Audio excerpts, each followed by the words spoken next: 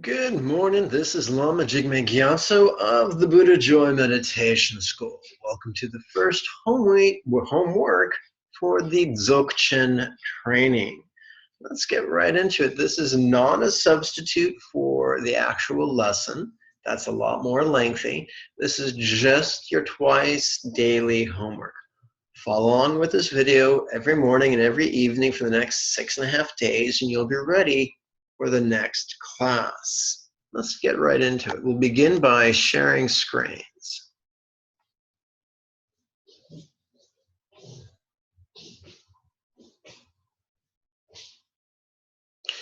This lesson begins with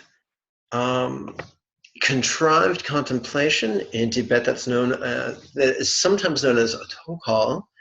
And we're going to use this tokal experience this week to train us, to get us more comfortable with the 6-syllable mantra. So in future weeks, we'll be whispering it, and this week we'll be intoning it nice and slow. We begin with the rhetorical question to strengthen our environmental mindfulness. Where is this body now sitting?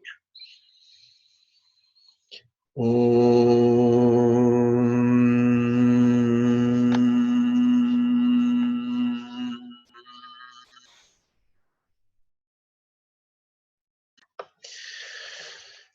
we get into a rhetorical question that will help us to embrace the wisdom of letting go. How could this place be as non-graspable as a vast empty space? Remember, it's rhetorical.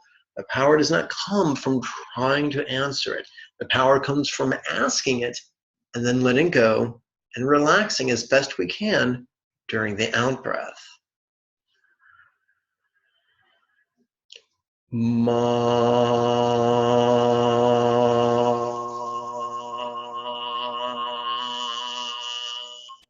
How could this place be as non-graspable as a vast empty space?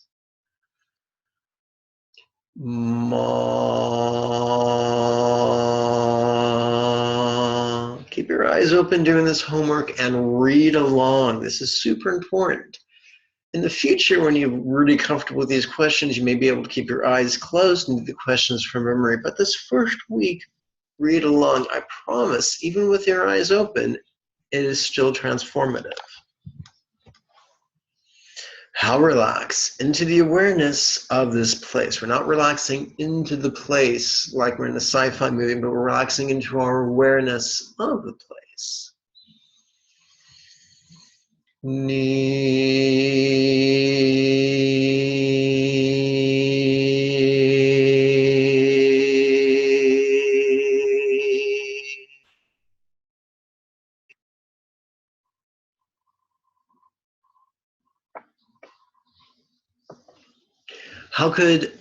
How is this body now sitting? And of course, that question draws our attention from the environment to this body.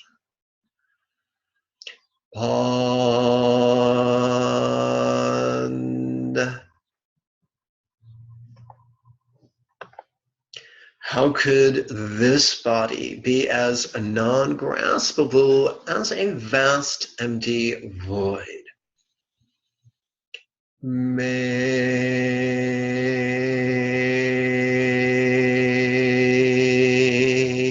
The great irony is that the very next exercise helps to answer the question, not intellectually, but viscerally, in our bellies. Wrong button. How relax into the awareness of this body.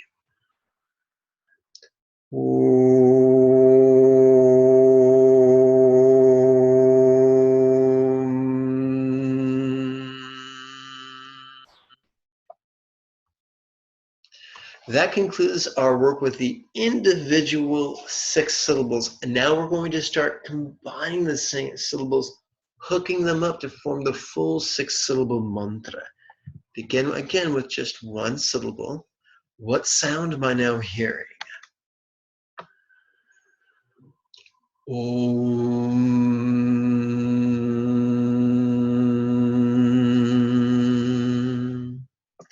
How could this sound be as non-graspable as vast empty space? Om Ma. If this is not your first experience with the six-syllable mantra, you could feel insulted. Or rather than indulging your pride, you could indulge your humility and use this as an opportunity to take your pronunciation to a whole new level. How relax into the awareness of this sound. Om Mani.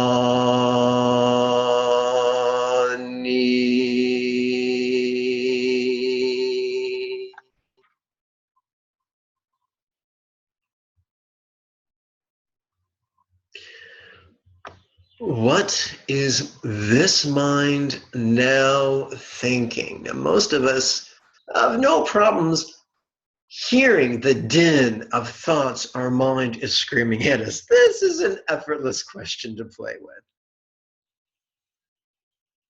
Om Mani Man. Remember, that's a D, not a T. So we don't use the tip of our tongue for pod. We use about an inch back from the tip of our tongue. It might seem rudimentary, but I assure you it can alleviate confusion. How could these thoughts be as non-graspable as a vast empty void? Om Mani Padme.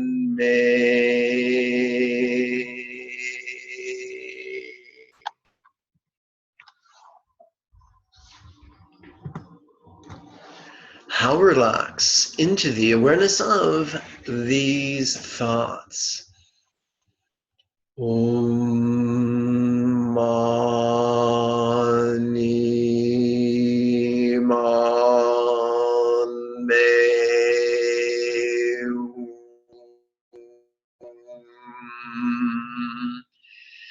You may be quite uncomfortable with the six-syllable mantra today, but do this homework twice a day, every day for the next 6.5 days, and you will feel greater and greater comfort and familiarity with it. That concludes our contrived meditation. Now we prepare for our spontaneous meditation. In Pali, that's known as Vipassana. In Tibet, that is often described as a trick show. Just like last week, on the in-breath, we're going to silently and mentally recite noticing. On the out-breath, we're going to silently and mentally recite relaxing. Unlike last week, instead of doing it for 5 minutes, we're going to do it for close to 10 minutes. And instead of it being 2 sets of a quarter mala, it's going to be 2 sets of a half mala. Once again, if you do not own a mala, please go to the website and order one through Amazon. It'll really help. So let's get ready for the silent meditation.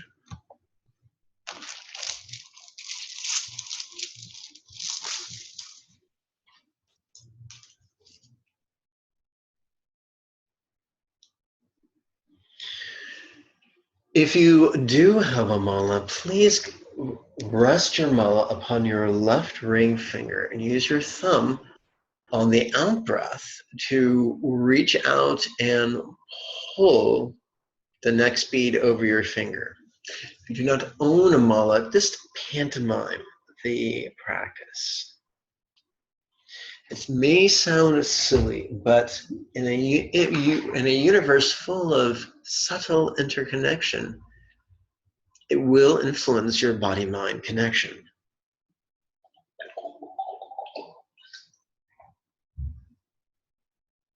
Okay.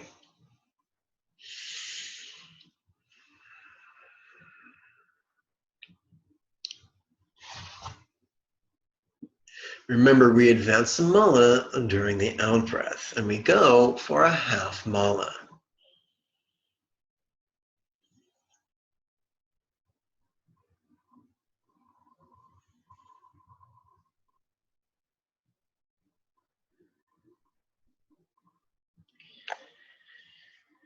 Let's first begin just concerning ourselves with a silent mental recitation of noticing, relaxing.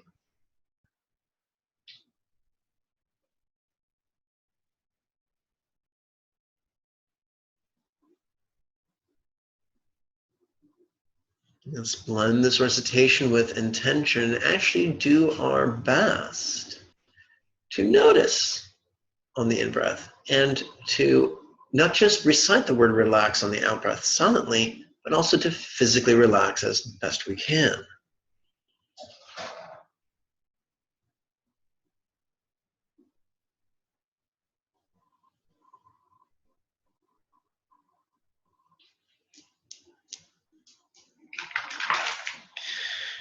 And let's harmonize this with our breath. And when I say harmonize, what I mean is let us allow the body to determine when to breathe in, when to breathe out, and how shallow and how deep it should be. Let's allow our mind just to go along for the ride.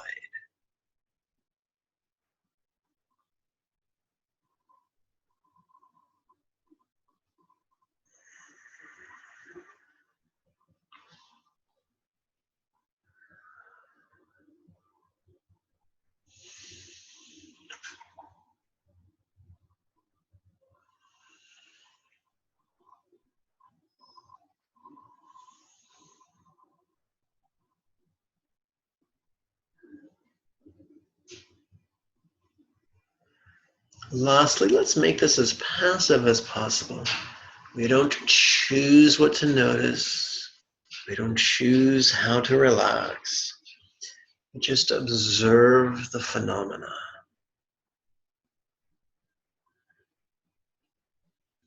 We don't bother labeling. We just play with the ideas of noticing and relaxing.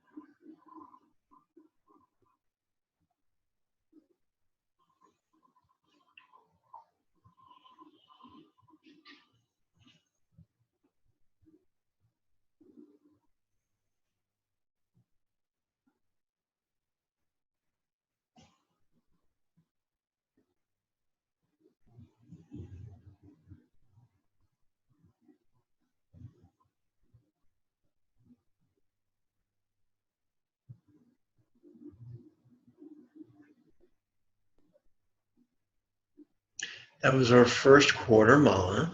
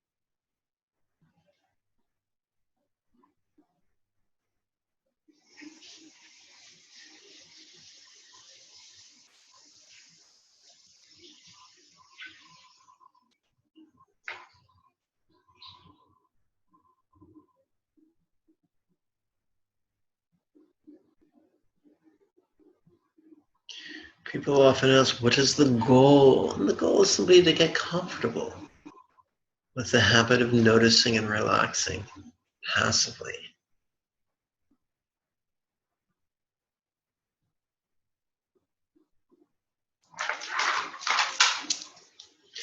It is as if our mind was a personal computer, and this type of meditation is like setting it on defrag. That completes our first half mala. Please now count the mala upon your left middle finger. And during this time, we're going to extend the thumb and pull the bead during the in-breath.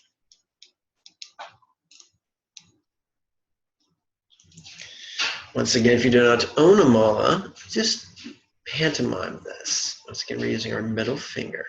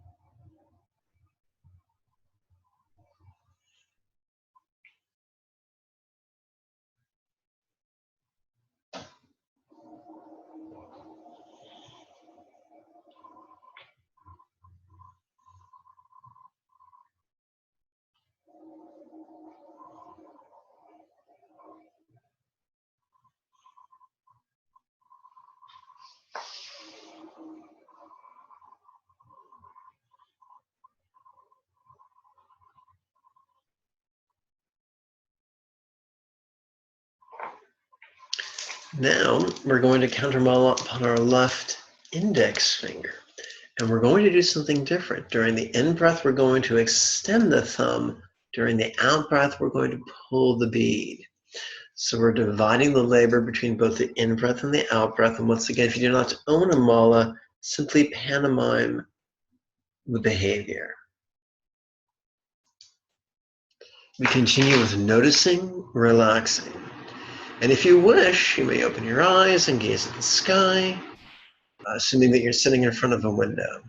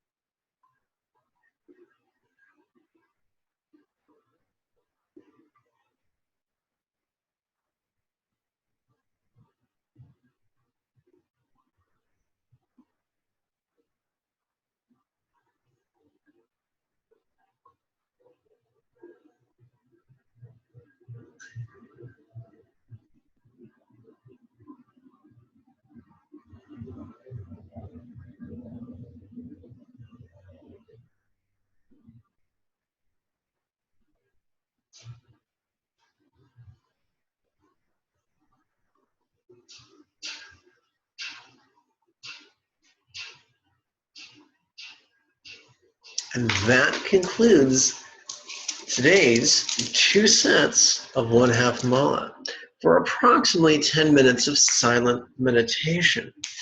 This is not supposed to be a gut-wrenching torture test. This is supposed to be an adventure of inner exploration. It has been said by some that the mind can be a scary place to explore. So it should not surprise you if questions come up. If they do, jot them down on a notepad and bring that notepad to the next class, or on the YouTube page, write them down in the comment area, and I'll do my best to address them in the next 7 days. So let's dedicate and we've generated a lot of positive energy.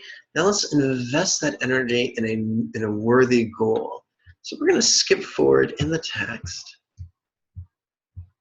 By the way, I'm happy to give you this text for free as a PDF. Just write me, give me, write